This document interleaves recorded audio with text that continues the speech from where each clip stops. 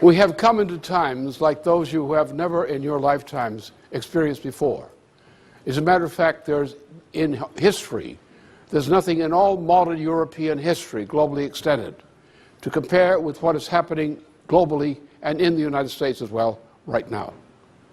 There's been nothing like the crisis that faces us today since a comparable crisis in Europe during the medieval period called the New Dark Ages.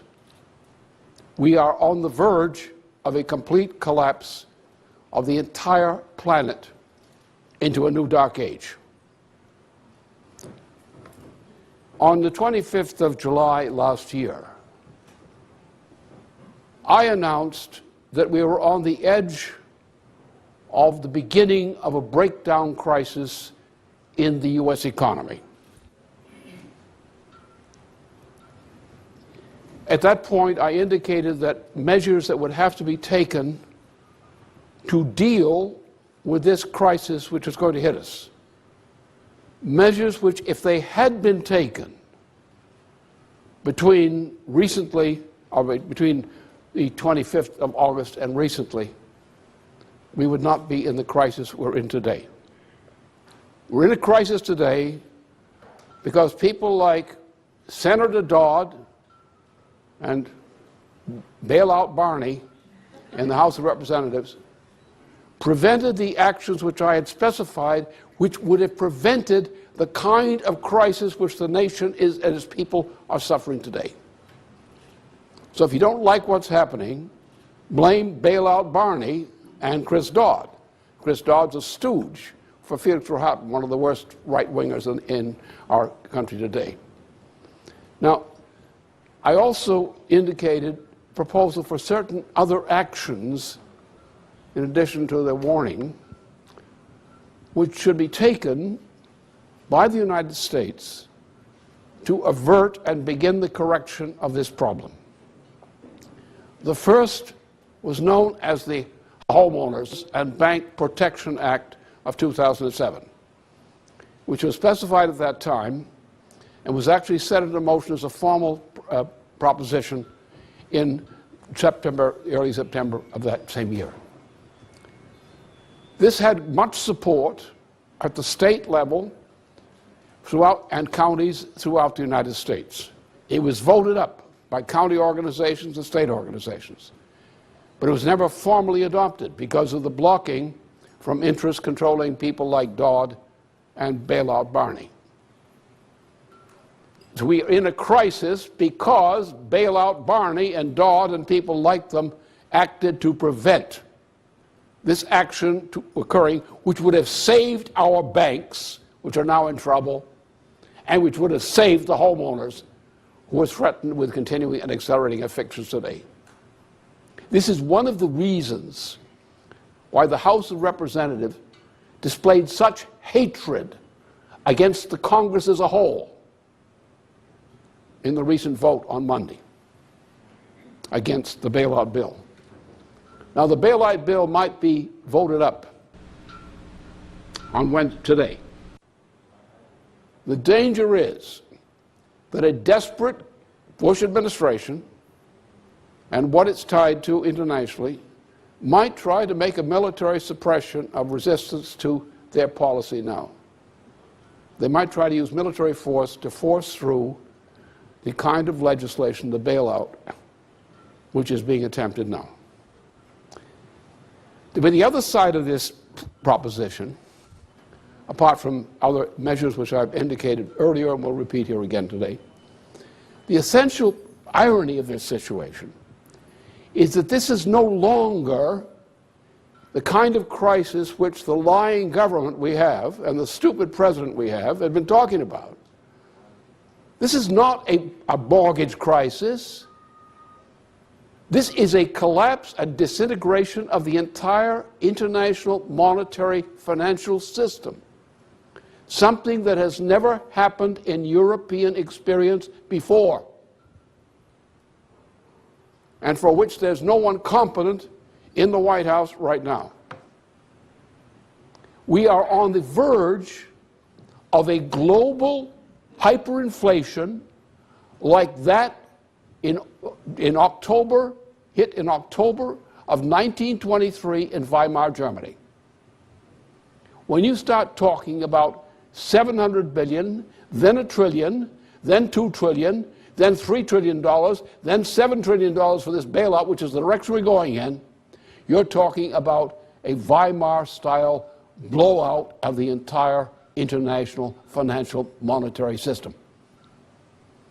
And what's the problem now is that the bailout method itself is the driving force of hyperinflation, global hyperinflation. And what you have is you have a sense like the French Revolution, in which the Marquis de Lafayette had the correct position politically with the tennis coat oath and similar kinds of things. But he lacked one thing. He lacked the guts to take on his own king. The king had been totally corrupted by a number of measures. The king was not too bright. You've got to let him off a little bit. He's kind of stupid. He's good at making clocks and fixing clocks, but he was not very good at politics. And his wife, Marie Antoinette, who was the sister of the Emperor of Austria, was framed up by a British operation called the Queen's Necklace Affair. She was humiliated publicly, and the Emperor of Austria, who had been a friendly fellow, a progressive fellow relative to the rest of his relatives prior to that point, went berserk. So what happened is that the French king, who was a bit of a jerk, brought in foreign, not French troops to occupy the area around Paris, to suppress the French people. And this led to what became, inevitably, the French Revolution, the bloody French Revolution, because of this kind of mistake. We are on the verge of things like that today. You have a situation in which, as you saw with the House of Representatives vote against this bill, despite all the pressure on the representatives, and the pressure was not just on from the representatives, it was from the people who are represented. It's the people out there that hate this. And there's an instinct in this administration to use military force against the people of the United States to suppress the opposition to this bill. That is reality right now. Not something coming down. That is already the reality.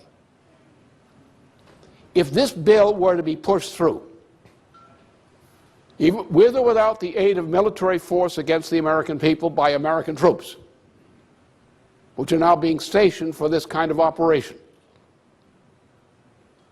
the United States would disappear in very short order. And civilization would crash globally. The world would go into a dark age like that of a similar situation in Europe's 14th century, during which, within a period of a generation, the number of parishes in Europe collapsed by 1/2. The level of population of all Europe collapsed by 1/3. And mass insanity dominated the population of Europe at that time. That was the end of the authority of the feudal imperial system which had ruled Europe from about 1000 AD up until that point. We are on the verge of a situation in which, if the bill is pushed through, the chain reaction effects of the bill will ensure that the population of this planet drops from about 6.5 billion people to less than 2. And that in a fairly short period of time. Entire languages will disappear, entire countries will disappear as entities, and we will go through a dark age worse than Europe experienced in the 14th century. Now, there's some people in the Congress and elsewhere who say, oh, we're frightened, you can't do this, don't you know what you're doing, you can't do this, we can't vote against this bill. Why, they'll kill us. If American troops, ordered by the president, turn on the American people to suppress this opposition to this bill, the United States will cease to exist. This is worse than treason. Any such action from any part of government is worse than treason. And anyone who accepts such an order is a traitor to the United States. So that's the situation we face. Now, what are the remedies? What are the alternatives? There are some excellent alternatives, but there are no alternatives for Wall Street. Wall Street has earned its death. It is a dead, stinking fish lying in the streets of lower Manhattan.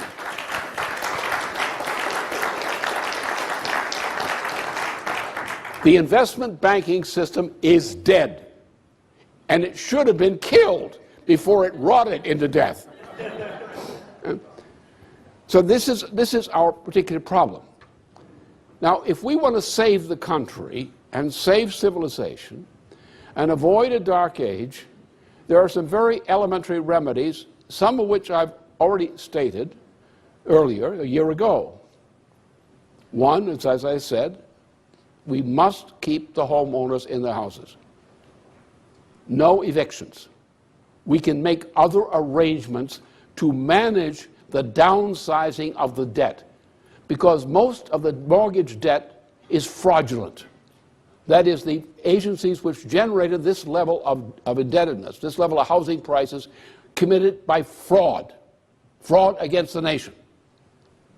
Therefore, they are not entitled to the full price of the mortgage in any case. But what the full price should be, we don't know. But we'll find out. We will put this housing situation under bankruptcy protection by the federal government with cooperation of state government and local government.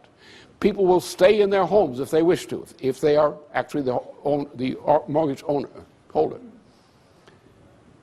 Because we must also keep the banks in functioning. Now, we have a problem here.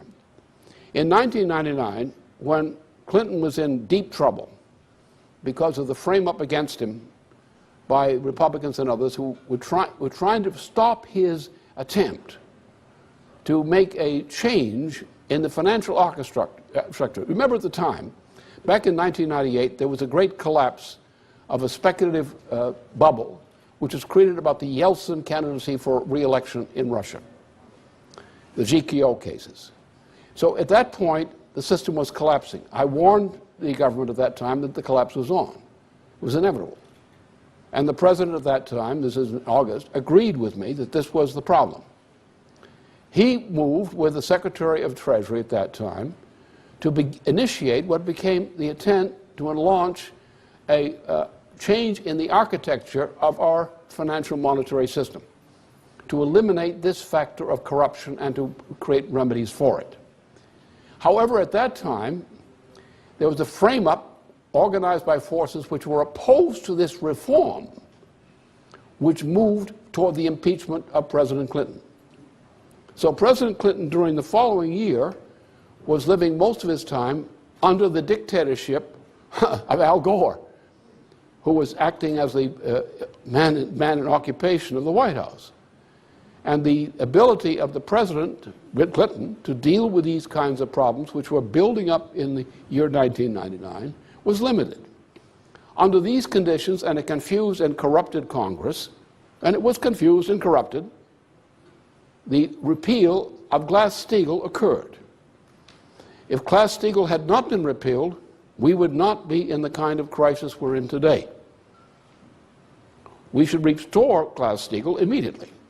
That's one of the things the Congress should do. But that's not enough. There are new problems in addition to those addressed by Glass-Steagall, which have been created by this process. So therefore, we have to have a larger piece of legislation, and I'll get to that.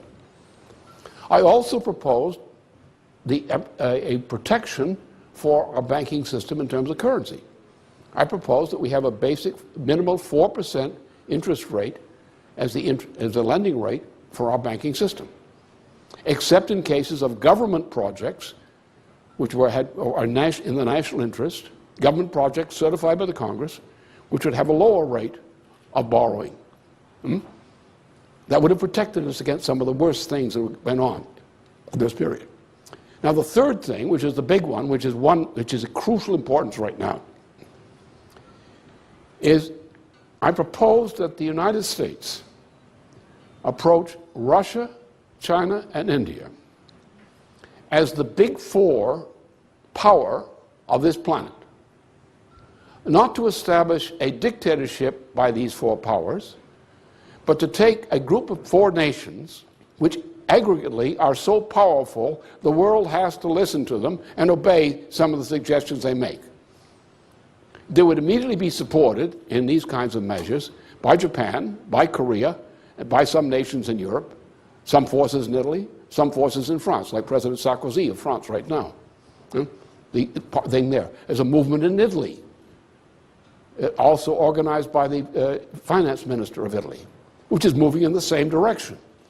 The Italian motion is directly done in my name. That is the idea of a new Bretton Woods, as my policy is specified by a motion, a bill, presented in the Italian Senate now for a new Bretton Woods system.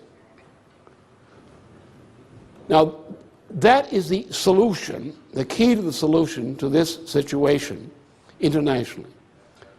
We have a world system. The entire system is bankrupt. The entire world monetary financial system is already in a Weimar-style hyperinflationary takeoff. We are weeks or so away from a crisis beyond belief. And all the troops that Bush might wish to deploy to the streets to try to get that bill through will not save the United States from destruction by the effects of his doing that. Therefore, we need the cooperation of Russia, China, and India as a big four around which other nations can gather and simply get rid of the opposition to doing this. It's in the interest of the people of the world, so why not mobilize the major part of the world's population in these and other nations combined, and let's say the people of the world, through their respective national governments, agree this is going to be stopped. What would we do? We would take a leaf out of the book of President Franklin Roosevelt, who's much smarter than these jerks that we now have in government today, and has some better supporters then too. We would then say we're going to set up as what the language is in Russia, in Italy, and from the President of France and from others, a new Bretton Woods system. And they mean a new Franklin Roosevelt Bretton Woods system. Nothing different. The difference between that and what Truman did is notable. What Roosevelt did, Roosevelt followed the Constitution. Now let me explain what the problem was then, because it's relevant to understanding the problem today. Roosevelt's intention during the war was to engage in a reluctant alliance with the British in order to crush the Nazis and some other pestilences running loose. But Roosevelt's intention was also at the end of the war to eliminate colonialism and everything like it from the planet. Now we had, as some of you are old enough to remember, very few of you I guess, you have to be my generation and so forth to remember that, we had launched as a recovery measure from the depression created by Coolidge and Hoover and people like that, which we used as our mobilization with the role of Harry Hopkins and others to mobilize the United States economically to prepare for our obligation to deal with this menace of Hitler and so forth in Europe and in the world in general. We created from the poor people of our streets, through Harry Hopkins and other Roosevelt programs, we created the greatest economic machine, physical, productive economic machine the world had ever known in our United States.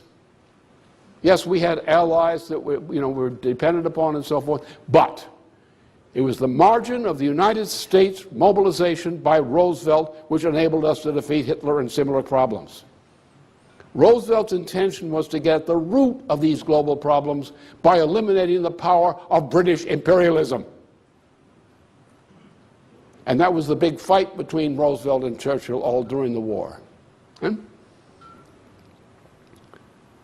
So Roosevelt's intention, as he said clearly, was at the end of the war, as he said to Winston, at the end of the war, Winston, no more British crap.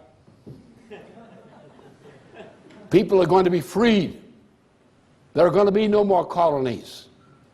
We're going to use the mighty military war machine, productive machine of the United States to free people, to enable them to develop, to gain their freedom, to eliminate colonies from this planet, and to allow nations to develop to the full dignity of mankind.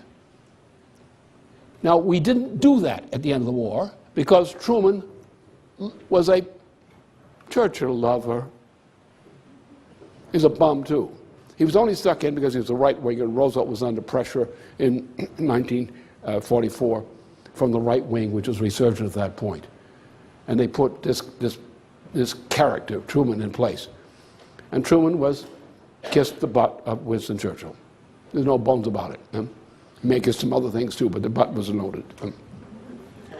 So what Truman did, under the Truman administration, we didn't follow Roosevelt's post-war policy.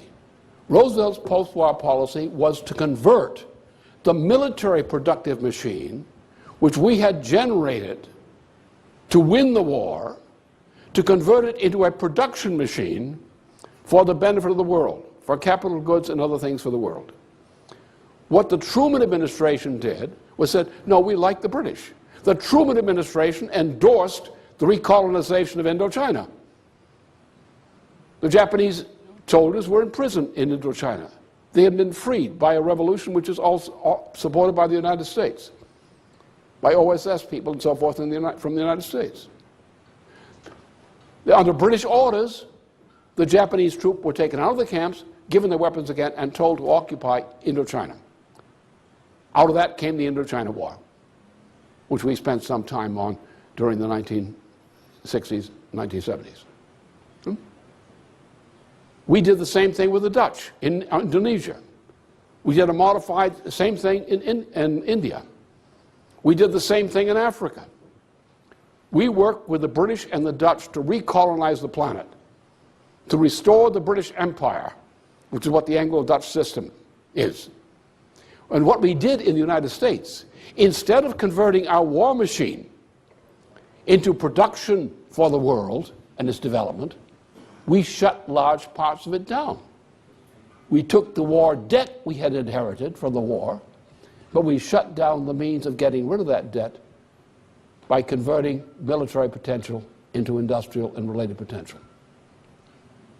And thus, we, the United States, were on the way down. We've gone down in successive stages. We went down in the first stage under Truman. We went down after the killing of Kennedy. Johnson was terrified. They thought these three guys were going to shoot him next, in the back of the neck or something like that. And as he said so. Johnson was not a bad president. He was a terrified president. Right? Then you had the baby boomer factor in 1968. And that destroyed the United States and let Nixon be elected. And we had that right-wing turn, and we've never recovered from it since. Since 1967-68, as measured in physical productive output, not money, but physical productive output, the United States has been declining in economic power, physically, per capita, per square kilometer, over every year under every presidency from 1968 to the present time. There has never been prosperity in the United States. There has been prosperity for some in terms of money, like the thieves who are backing this thing about bailout, but there was not improvement in our infrastructure. We have lost industries. We lost our automobile industry. We have a Japanese industry, which is functioning quite nicely inside the United States.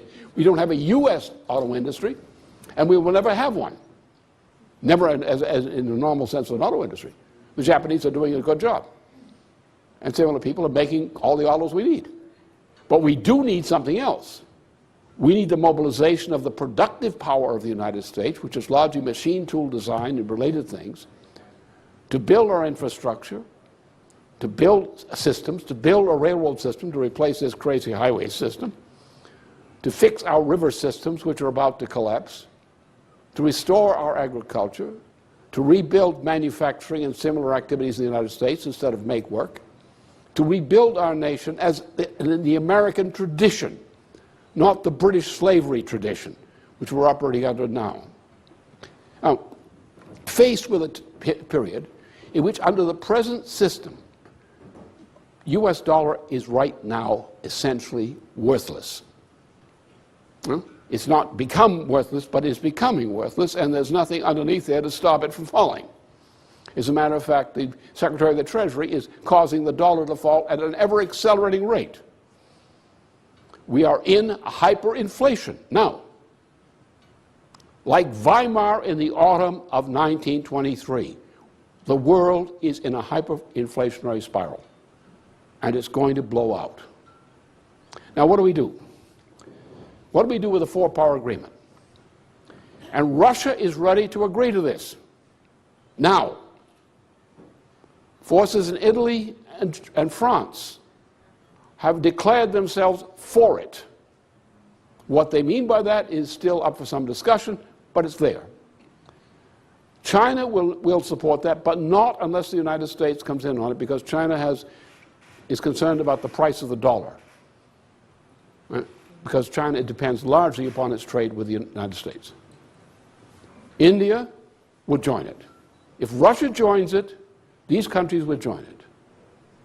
If this big four, joined quickly by other nations, comes to an agreement, we will put the entire world into bankruptcy reorganization. We will create an intention to form what we would call a new Bretton Woods system. We will use the power of international government, that is not in an international agency, but the power of government pulled together as an international force. We will use that force to regulate a fixed currency system throughout the planet. We will put the lid on hyperinflation. We will keep the banks of countries open, the real banks, not the fake ones. We will build the economy by measures of economy building, large-scale needed infrastructure projects, using high technology, using engineering design. This will be a rebuilding of the world economy. We will create new credit, not the fake credit you've been getting lately, but new credit at low interest rates, long-term, just as we did under Roosevelt, to launch the employment in each country under a fixed exchange rate system, which allows us to rapidly build back the productive power of nations. And yes, we are going to take time to clean this mess up that we have today. It'll probably take 2 generations before we fully eliminate the results of the corruption which has been dumped upon us in the past 40 years. But you have to understand something else. In real terms, in physical economic terms, every policy directive of the United States over the past 40 years has been a miserable failure, a mistake. The U.S. economy, as measured in physical productive powers and output, per capita and per square kilometer, including essential basic economic infrastructure, has been collapsing consistently over 40 years, since the budgetary year of 1967-68. There has been no net growth per capita of real growth in the U.S. economy since that period. What this tells you is that every government of the United States, every session of Congress in the main, and the opinion of newspapers, the leading newspapers and other publications, the opinion of most mass media has been stupid, because we have consistently made the decisions, one after the other, which made the conditions of life worse with each generation. The per capita physical output of the United States today is less than it was in any preceding period up to past, going back to 1970, 67, 68. The influence of the baby boomers, the influence of especially the environmentalists so-called, has been a key factor in this. We have been destroying ourselves. A similar process has gone on in Western Europe. A similar process has gone elsewhere. Now we have a global situation in which there has been an implicit shift of power. A shift of power from Europe and the Americas toward Asia.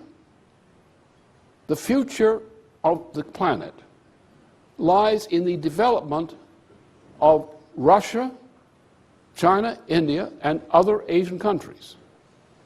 These are areas of large populations of which 60 to 70% or more are extremely poor, poorly developed. This represents a social crisis, a planetary social crisis, with all kinds of side effects possible. But if we're going to have a successful planet, we have to concentrate on large-scale infrastructure projects and similar things which will, over 2 generations, raise the productive powers of labor of populations from all around the world. This means that the major investment in the planet in the period now will become first in Asia. Second, the second largest component will be Black Africa, especially Black Africa. The third component will be development in Central and South America. The United States and Western Europe must be mobilized as a driver, an economic driver, as well as a political driver, to bring about the success of development of the whole planet by what we do in support of the development in South and Central America, in Africa, and in Asia. We need a new mission for mankind. We don't have any enemies in the world who are any worse, any more our enemies than President George Bush is.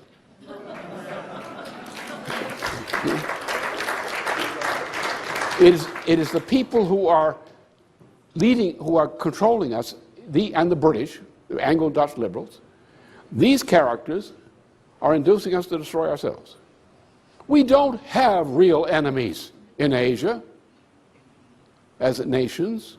We don't have real enemies in South America.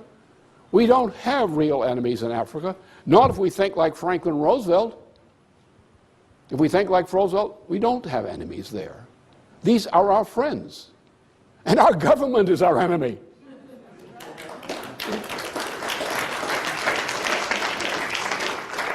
So essentially, what we have, if the American people are able to stand up to this, as many of the people from the lower income brackets, as represented by in the Congress and the House of Representatives, are able to push through the changes that are necessary, I can guarantee you absolutely, if that change is made, Russia will fully cooperate. China will cooperate. India will cooperate. Then Japan will cooperate. Korea will cooperate. Other nations will cooperate. The nations of Africa will greet this as they're about being mass murdered now under British policy. They will rejoice at our coming back in the picture in this way. The world will be on the side of the United States. Now, the other thing we have to appreciate is what our United States is. In modern history, there was an evolution coming out of a long period of religious warfare from 1492 to 1648, from the same time as Columbus's first exploration across the Atlantic until the Peace of Westphalia in 1648. Now, during this period, the forces that were trying to crush the nation-state institution were not able to crush the nation-state, because the improvements in productive powers of labor and the increase in intellect and freedom among the rising citizenry within the cities which were emerging in this period was such that, as Machiavelli describes this process, the city could defeat the forces of the opposition. And so you had an adaptation by the enemies of humanity called the movement of Paolo Sarpi. And Paolo Sarpi was a slick character, a Venetian, who, among other things, moved the operations of his part of Venice away from the Mediterranean base into northern Europe. Centered in Germany, or northern parts of Germany, in the Netherlands, and in England. So the emergence, which was a process which began with the Venetian restructuring of the marriage policies of Henry VIII, which was done from Venice, actually. They sent him a marriage counselor, and he got rid of the wives. He sort of cut off their careers, you know, at the head. Said, you don't need a head anymore. You don't please me. So in any case, so there was a process in which the power of development of the power of civilization shifted from the Mediterranean to northern Europe. And the two areas were Netherlands and England. So now there was a split, and the split occurred in 1763, in February 1763, with the Treaty of Paris, the Peace of Paris, in which we in the United States, or what became the United States, broke with England because England had become an empire and was trying to loot us here in what became the United States. Because of this cultural factor, the dominant characteristic of global civilization has been English language leadership and control of global civilization from that time to the present day, especially from 1763 to the present day. Thus, the division between two English-speaking peoples, those of us in the United States today, and those who represented the British oligarchy, the Anglo-Dutch oligarchy, the bankers, the thieves, became the leading force on the planet. Not necessarily the entirely controlling force, but the leading force. And thus, the role of the United States is built into the history of Europe. It's built into the history of civilization like an organic quality. That we in the United States have adopted and have been given the destiny of creating the leadership to assist the rest of the world in becoming free of the British Anglo-Dutch liberal empire and its practices. That was Roosevelt's intention, his explicit intention. That was the intention of every great president we had, every great patriot this country had. We were considered a threat to Britain, to the British Empire, for this reason. Thus, it's built into the cultural relationships within the planet that when the United States takes the moral role, as it did under Roosevelt, and says we are concerned of finding ways of cooperation with other nation states on this planet to form a society of perfectly sovereign nation states which just enters into forms of cooperation in their common interest. We not try to dictate the internal characteristics of the government of these other nations. We simply cooperate with them as national personalities. And we, as a national personality, cooperate with these other nations as their national personalities and come to common goals and common ends, the common aims of mankind. Now, if we take that policy, not, who's the enemy? Who are we going to beat? We've got one enemy to beat, Anglo-Dutch liberal. The other enemies are simply fools who don't know any better. But we're supposed to know better.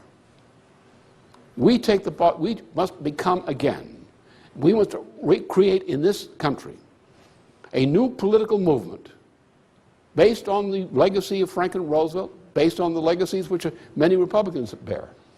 A new political movement which adopts the idea of the United States as a unique, universal personality, which has a role to play on this planet for the benefit of humanity as a whole, and therefore for itself. It's the principle of Westphalia, the Peace of Westphalia. The benefit of the other. It's the principle of the modern nation state. The benefit of the other people.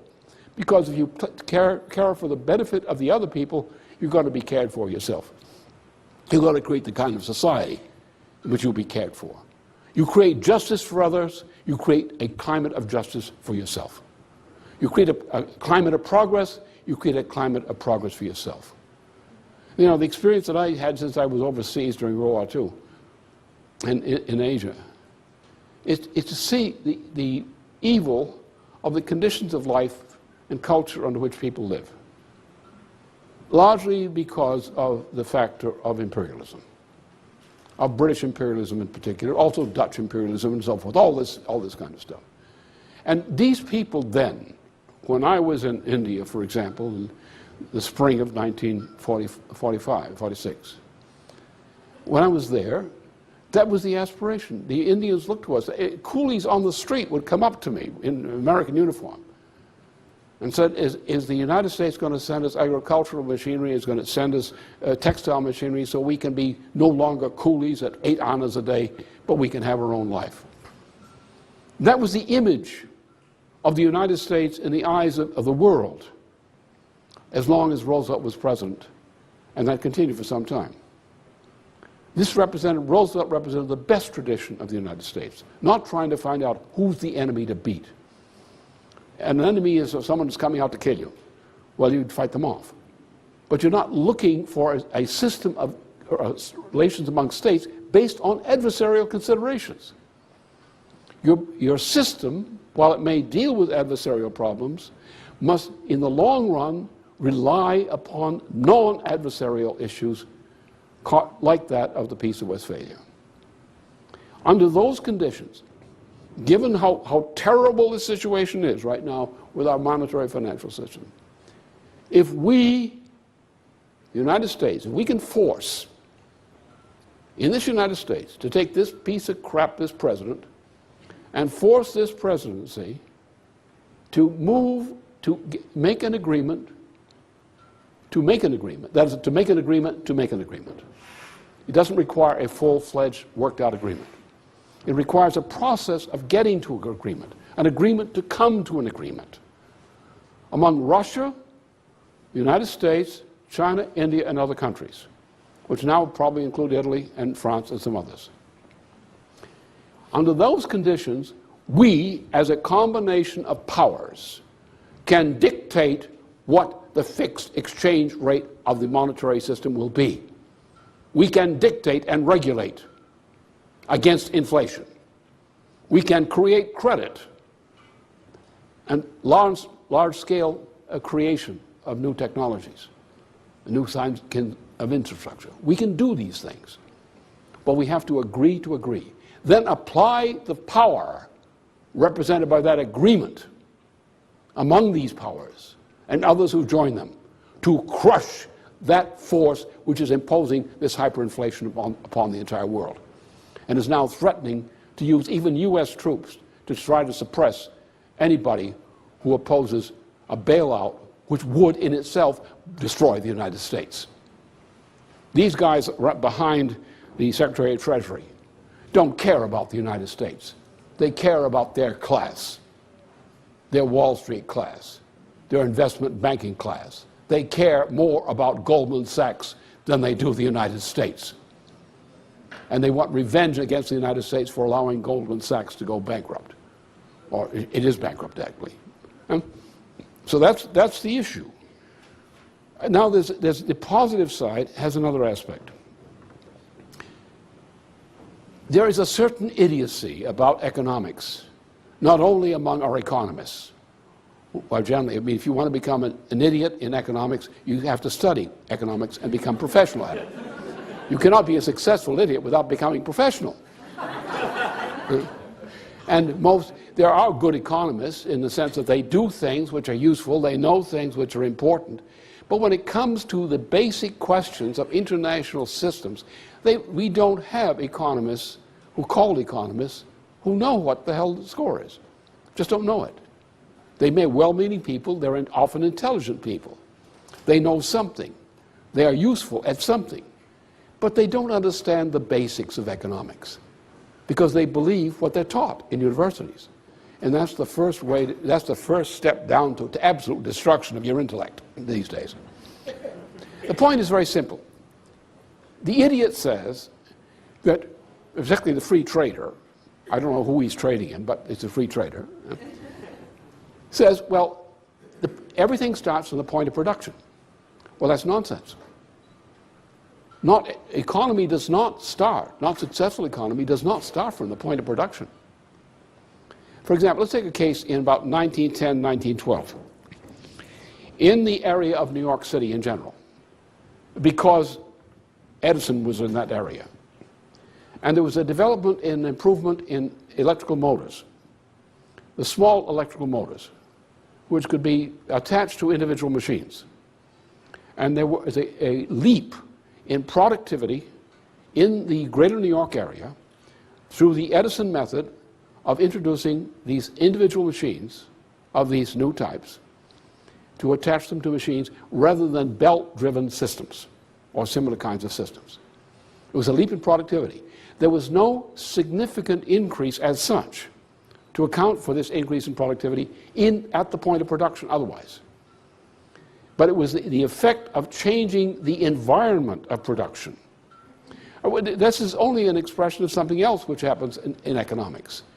It is fundamental discoveries of physical principle which are the source of the increase of productive powers of labor.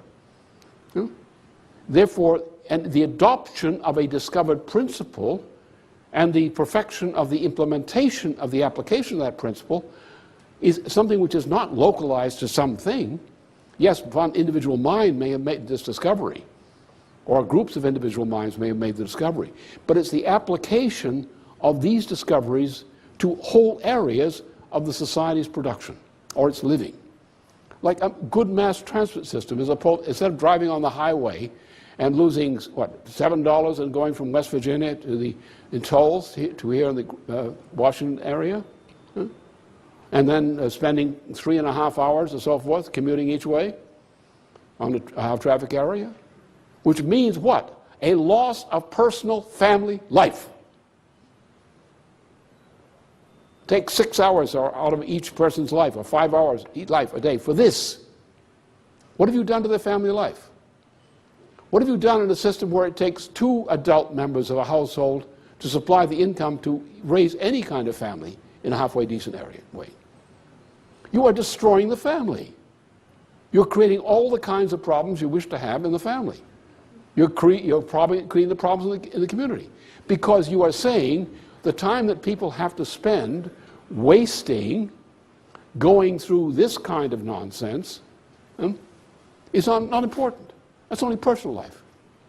It doesn't affect the economy. We're only concerned with how much work they do. So they travel, they work 8 hours a day, and 3 or 4 hours of those days, or 5, are spent in commuting with fares and so forth. And when both members of the family are stuck in a situation like that, what kind of family life do you have? What kind of intellectual and emotional life do you have in your children? What's the school education like? So that the biggest factors in productivity are not necessarily point of production measures, like this sort of thing. The biggest thing are discoveries of universal principles and changes in the organization of society which can take a person with the same level of productivity and make them more productive by changing the circumstances under which they work, including the technology which is applied to them. So the way in which we must operate is directly opposite to what's done under greedy influence. Take another case, the question of power. What is the nature of progress in power? Well, power is not measured in calories. You can measure heat and you can measure it in calories all you want to, but that does not measure power. Power is measured in energy flux density. This is the basic principle of nuclear physics. To get to a certain state, you must have a corresponding level of energy flux density, or you cannot enter that state. Therefore, to make certain kinds of production, you have to go to a higher energy flux density.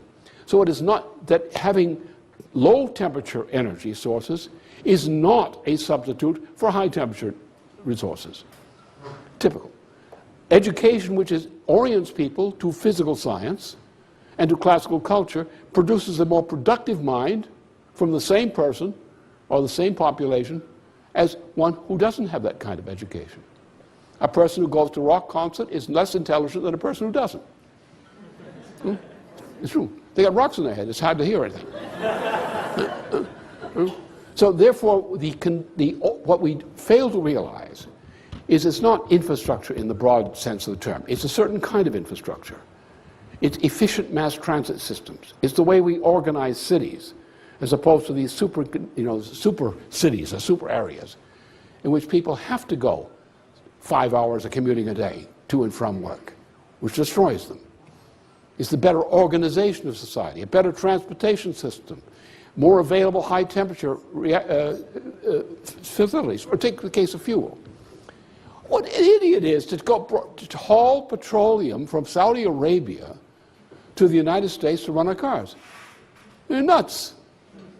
With a high-temperature gas-cooled reactor of the Ulick type, the pebble bed type of reactor, we can rather easily generate synthetic fuels from water. The synthetic fuels are essentially hydrogen-based fuels. Now, if we have large-scale reactors of that type in various areas of the country, one of the byproducts of this system of reactors in that part of the country is to produce hydrogen-based fuels. Now you change the whole structure of your fuel economy from an petroleum economy, and now you shift it around so you now have hydrogen-based fuel applications, you have domestic systems of heating, all these kinds of things. Suddenly, everything is cheaper and better. And so what is not understood, what is not respected, is the fact that productivity is not how hard you work at the point of production or how much skill you have at the point of production. Those things can be significant, especially skill. But the important thing is the total environment, transportation systems, power systems, all these things that define the environment. This is a simple issue which on the one side separated Leibniz from Descartes.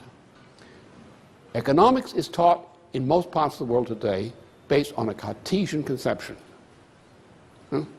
Whereas science, real science, is taught on the basis of a Leibnizian conception, which is called dynamics. And the important thing is how you control the dynamics. Now, what we can do, therefore, internationally, is by applying the highest technology, the highest degree of technology we have or can develop, and applying that on the broadest possible scale through infrastructure as well as education. Through that, we create the environment which we can take people who are Chinese, of the 70% who are very poor productivity, or India, the 70% very poor productivity. We can take it by creating a different kind of environment of technology and systems. We can increase the productive powers of that labor even before they're able to develop higher degrees of skill and knowledge otherwise. And that's our job. We, in nations which have this kind of science-driven culture among us, and related culture, must mobilize ourselves away from this whole green environmentalist nonsense. It's all a lie, it's all a fraud, and get back to real science and have science driver programs which we in countries which have a higher degree of development can do, and use our brains and our ability to supply this kind of technology, technological improvement, to the poorest parts of the world. For example, Africa. Black Africa has the largest agricultural region of the world, but they don't get much to eat. Why? The bugs and everything else kills off their food. They don't have all the protection systems they need. They don't have a distribution system that protects them. So what do? We move in, we say, well, we're going to put in this international railway magnetic system, levitation system. So we're going to drive an international rail system or magnetic system into Africa. We're going to create, as a gift from the other nations of the world, we're going to give them as a gift a railway or maglev system, which is the basic system, which means that in these countries they have the basic means to transport goods from one place to the other. That and also power systems and so forth delivered to them will enable them to do the rest. And that's the point. The way you develop a people is not by coming in and telling them how to do everything. You give them the things which will enable them to do something for themselves. And you help them do it.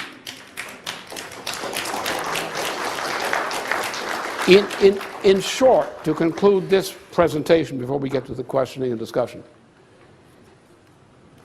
any good solution for a problem of the magnitude we face today, we're facing a new dark age for all humanity, not somewhere down the line. We're facing it before Christmas time.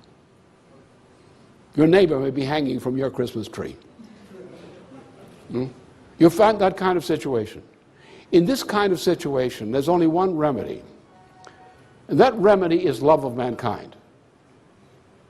And you're saying, how can we fix this problem? Not how to make somebody rich, how to give them what they want, but how we can help them achieve the betterment of their selves and create a betterment of relations among states. And then invoke the fact that we're doing that to induce nations to come to agreements, firm agreements, which change the character of relations on this planet in the way that we should see we need when we look at the Pleno option in Mexico, when we look at other projects in South America that are there, when we look at the great needs of Africa, which are a mass starvation area of the world, we look at the large parts of populations of Asia, 70% are miserable existence with no future, brutalized. We have the power to change that if we mobilize. We can make the commitment to that change as a policy to bring nations together on that basis. Russia is ready to do that if the United States will accept it. That we've determined. That's clear. Italy is determined to move in that direction with the new Bretton Woods. Sarkozy of France is determined to lead from France in the same objective. China will cooperate if they are sure the United States will cooperate. India will cooperate. Other nations will cooperate. We all need this. The alternative to not getting it is hell. So you can't complain about the prices. We need it. And we have to have a shift from this hate attitude. Who to hate, who to kill, who to make a war against. They shouldn't have fired Musharraf. The United States did it as a favor to the Saudis, to fire them. Look at the chaos we're getting in Pakistan now as a result of that. We have to have a policy of conflict, not of conflict, but of love. It has to be concrete. And on that basis, you can bring nations together. They will trust each other on that basis. If you don't do that, they won't trust you. You can't do a damn thing. That's your problem. So it's on the table. What I proposed last July, on the 25th, is the only damn good idea on this planet regarding this problem to date. Now, either you've got the guts to accept that, or you're going to go to hell. I'm not going to send you there. You're going to send yourself. And therefore, we need to end this bill, destroy it, put the whole thing into bankruptcy reorganization, under which what we need to have functioning will function. The essential part of banks, as defined by earlier legislation, we'll protect those parts of the bank, but they're bankrupt or not, because the communities need them. They need their savings protected. They need them. We'll protect them. The government will protect them. We'll deal with the other people's claims later on when we get around to it. No. What? Why should we have to pay off a gambler who lost?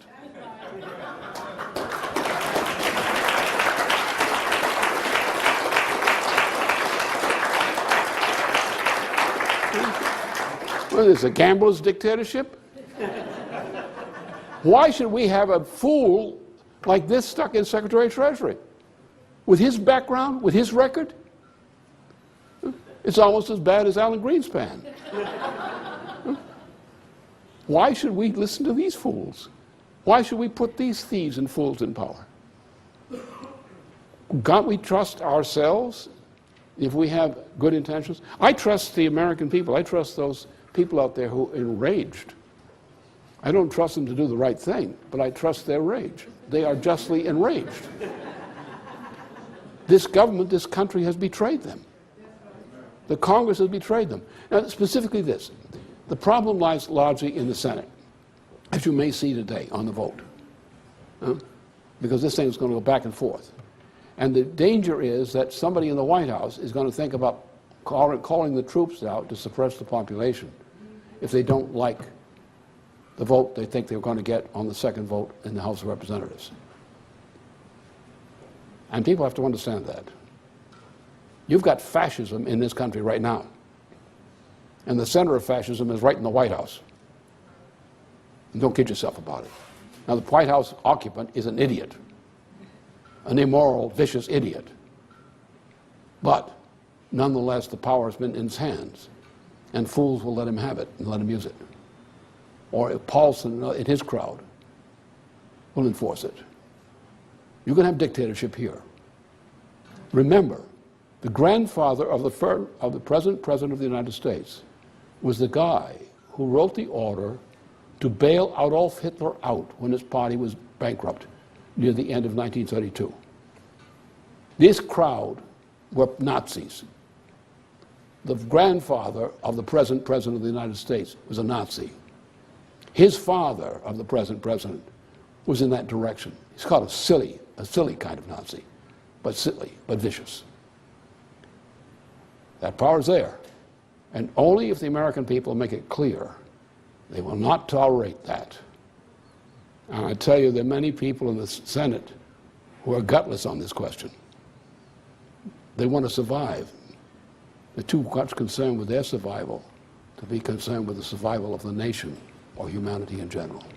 And they have to learn that sometimes when you try to preserve your life, you lose it exactly that way.